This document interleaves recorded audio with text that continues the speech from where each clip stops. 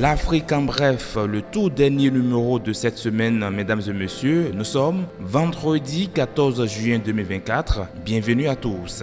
L'affaire impliquant 5 ressortissants nigériens interpellés au Bénin pour intrusion présumée sur un oléoduc à Semenkoji a pris une tournure judiciaire. La directrice générale adjointe de WAPCO Niger et 2 de ses compatriotes ont été placés sous mandat de dépôt et seront jugés pour fausse attestation et usage de fausses attestations le 17 juin prochain. 2 des 5 personnes interpellées ont été libérées. Ces ressortissants nigériens peuvent regagner leur pays. Pendant ce temps, l'administrateur de WAPCO Bénin n'est pas poursuivi pour complicité selon des sources.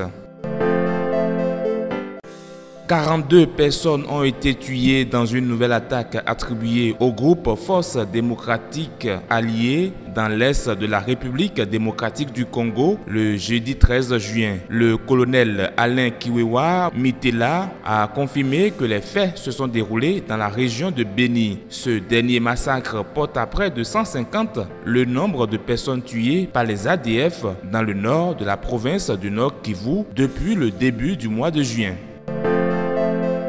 Samuel Eto'o-Fils a clarifié qu'il n'a pas l'intention de se présenter à la présidence du Cameroun. Il réaffirme son soutien à Paul Biya et se concentre sur son rôle à la tête de la FECAFOOT pour améliorer le football camerounais malgré les rumeurs qui ont circulé récemment. La présidence de la FECAFOOT n'est pas un tremplin pour accéder à la présidence de la République. Je le redis haut et fort, moi Samuel Eto'o-Fils, je ne suis pas candidat à la présidence du Cameroun. Vous qui m'aimez et qui m'appréciez, savez que je ne me cache pas pour exprimer mes idées. Oui, en 2018, j'ai voté pour le président Paul Biya et je lui conserve mon soutien indéfectible. Je l'assume et non, je ne laisserai personne me priver de mes droits de citoyen à m'atteler l'ex-capitaine des Lions indomptables du Cameroun.